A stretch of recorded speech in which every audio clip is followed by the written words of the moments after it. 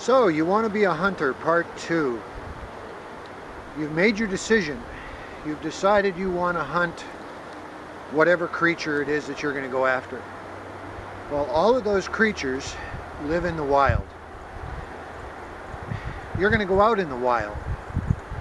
You're going to be going out during months that are cold. October, November, December. Hunting seasons range for different animals, different lengths of time, and there's different laws in each state regarding that.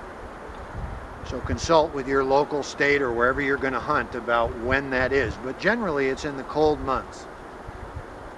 So you got to consider a couple of things. First of all, most states require fluorescent orange. Some require even a hat. You're going to be going out in the cold, you need warm weather gear. It's going to be wet out potentially. You're going to need to be able to stay dry. You may have to have a need to change clothes.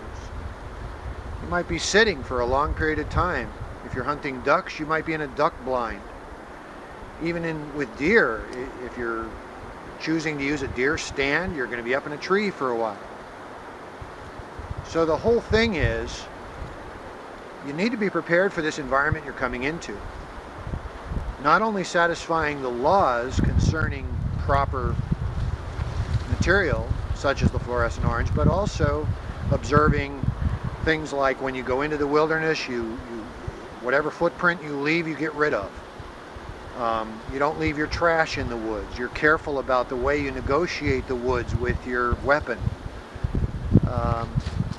Some thoughts about whether you're going to go alone, which I don't recommend, or going with somebody else. Whether or not you need a guide.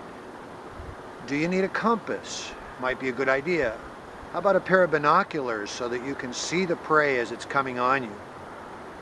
Also consider the distance that you have in the woods.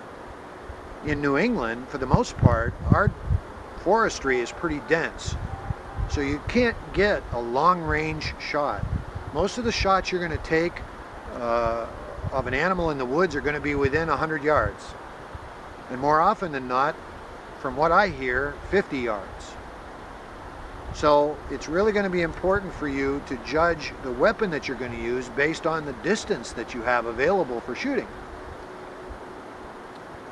The other thing is, things that I've been told, don't shoot up in the air. You want to shoot down, not up.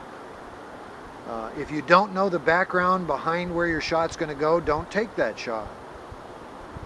If you're not sure you can get a good clean kill on that animal, and we talked about clean kill in the first video, don't take the shot. I've heard of guys who go out in the woods and they take 3 rounds with them. And they come back with 3 rounds sometimes, never firing their weapon once. So, environment plays an important part in the decision process for you as far as where you're going to go, what you're going to wear, how long you're planning on staying. Do you need a guide? Do you have the tools to get yourself out of the woods if you had to, if you were lost? Those are all important factors, and they're part of what this second video is all about. It's about the environment. This is a beautiful place, the woods. And if you hear any traffic behind me, you realize I'm not that far from civilization right now. But any chance you can get to go out and spend some time in the woods, practice learning how to be quiet in the woods, not making noise,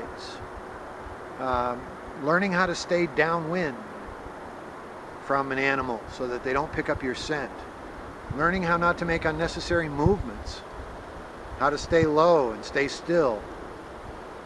All of those things come into play in being in the woods. In part 3, we're going to talk a little bit about the gear that has been put together in preparation for going hunting for my choice, which happens to be deer, moose, elk, caribou, those kinds of creatures.